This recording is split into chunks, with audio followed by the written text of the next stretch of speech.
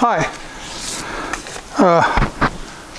I will be reading a letter, an email that I sent off today, but more importantly, why I am reading such a letter, why I am sharing it with social media.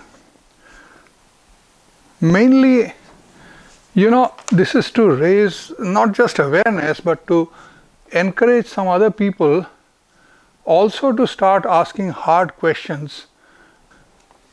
It is the duty of the citizens, in my view, to be ever vigilant to see that the government is discharging its duty properly, which is to protect the interest of the people. This is my view. So here is the letter I wrote, and I am sharing it on social media, hoping that others in their own way will also start pushing the government for asking hard questions. So here's the letter. To Peter Chan, Director General, Health Canada, Pest Management Regulatory Agency, PMRA. Date Thursday, July 25, 2019. Copied to a lot of people. Subject: Codex Committee on Pesticide Residue, MRL, for Glyphosate. Mr. Chan, I write this email to you as your name is mentioned in the document from Codex Alimentarius as the leader of the delegation from Canada that attended the recently concluded 51st session of the Codex Committee on Pesticide Residue conducted in Macao, Special Administrative Region of China, in April 2019. The letter deals with rising levels of MRL accepted as safe by both the Canadian government and the Codex Committee for various pesticides, but in particular about glyphosate. This letter is also copied to other attendees from Canada. As an introduction, I would mention that I am a Canadian citizen and retired engineer that was born in India. I had some years ago, during the Harper regime, tried to get Health Canada to get engaged in testing of foods for glyphosate, or at least set up some labs that would test food for glyphosate in Canada so the public could spend money out of their own pocket to test how toxic Canadian foods had gotten if the government was uninterested. At the time, Canadian labs accessible to the public would only test glyphosate in water and soil. The Harper government initially did not bother to respond to my letter. Then MP Alex Atamanenko took up my case and brought the topic to the floor of the parliament, demanding that the health minister, Ms. Rona Ambrose, answer me. Subsequently, the Canadian government did influence some labs to get accredited to test various foods for glyphosate and did initiate a large project to test thousands of food samples for measuring residues of glyphosate and AMPA. I obtained a copy of all results through an Access to Information Act appeal to CFIA and analyzed the data and published a book on Amazon titled Poison Foods of North America. The book showed that CFIA test results indicated seed-based crops grown in North America to contain significantly higher levels of glyphosate and therefore, in my judgment, constituted the most toxic foods on earth. Also, within North America, Canadian crops contained measurably more glyphosate than even US grown crops, making Canada the epicenter of toxic foods on earth when it came to glyphosate contamination. I warned the government of India early in 2018 to be wary of imported lentils from Canada because of high levels of contamination from glyphosate, a molecule that was not approved by India for use in agriculture. This resulted in the issue being discussed in the Parliament before the Minister of Food and the Food Safety Standard Authority of India issuing a directive to test all imported lentils for glyphosate.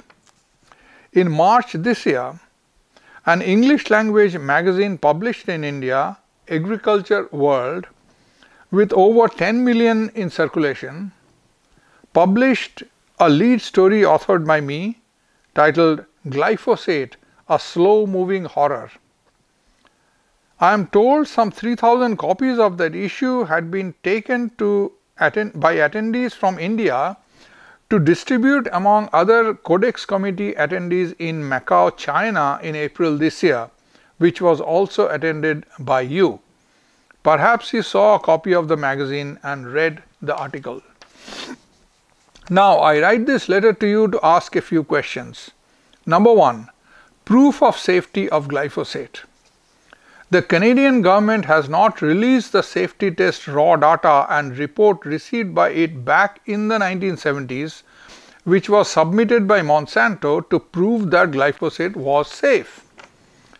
I have a separate running case with Health Canada demanding a copy of all those pages, or be informed in writing that I, a Canadian citizen, do not have the right to see them. I have been assured that I have the right to the documents. However, the government has been dragging its feet for years. My question to you is, can you help expedite the process using your position and influence to release all those hitherto hidden documents and raw data that are supposed to prove to Canadians that glyphosate did not and does not harm higher animals such as mammals? Number 2. Periodic raising of maximum residue limit MRL. Canada has been raising MRL for glyphosate for individual crops over the years. While one can see the current MRL in various crops from government published documents, I have been trying to obtain a table that showed when MRLs for each crop was raised, from what level to what level, and on which date. My intention has been to ask the government for evidence that on each instance it actually verified that the raised MRL levels were safe. I have reason to suspect that the government has seen no such data and has been raising the MRL because earlier limits were already crossed or were about to be crossed. In other words, I suspect the government has been protecting the industry in continuously increasing toxicity levels in foods without any proof that it was safe at any level. I request you to send me this table of raising MRL for glyphosate so I can seek more information on procedure followed when these limits were raised. Number 3. I refer to comments submitted by the National Health Federation (NHF) to the Codex Committee (CRD 28 April 2019) about establishing the MRL levels of pesticide residues in food and feed CX/PR 19/51/5. This 4-page comment attached as a file to this letter stresses how the Codex Committee on Pesticide Residue CCPR has been lagging in solid science and is becoming increasingly out of touch with consumer demands and the marketplace, particularly with regard to glyphosate. My question to you is, can you offer a response to these comments by NHF from the point of view not so much of the Codex Committee, but of PMRA and the Canadian government, which too, like the Codex, has been raising MRL for glyphosate and appears to be lacking solid science and being out of touch with reality. Please note, this letter may be shared with the public to encourage residents to start asking more questions on deteriorating food safety and resultant rise in ill health and destruction of biodiversity in Canada. Thanking you, Tony Mitra. Address, telephone number and email.